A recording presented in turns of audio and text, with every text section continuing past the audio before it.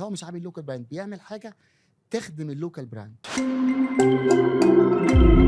الحقيقه انا كان عندي حاجه واكتشفت انها غلط. كنت متخيل ان الصناعه في مصر هتبقى صعبه جدا كومبيرد لحاجه زي الصين. الصين ده ما فيش حد شفته انت شفت الحاجات اللي طلعوا الصينيين يتريقوا على ترامب لما قال لهم ننقل ايفون. قدروا يردوا عليه. فدول تايسون هتعمل ايه مع 40% مصانع الاعلام عندهم كل حاجه.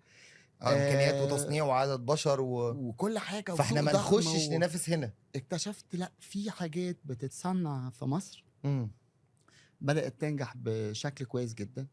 اللوكال براندز المصريه في الفاشن، انا ابعد واحد عن صناعه الفاشن خالص، فمش هعرف ايوه يعني افتي فيها يعني. عامله شغل كويس. والجميل بقى انه بدأت تسمع لورا.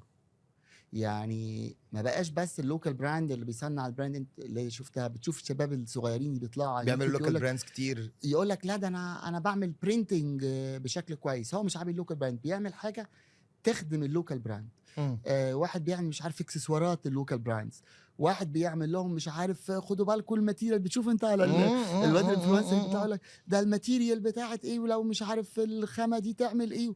فبدا يبقى في فعلا حوالين اللوكال براندز اللي هي واخدين الصناعه دي بدا وراها سلسله طويله من الناس الامدادات. الامداد اللي بتساعد الناس دول ان هم ينجحوا.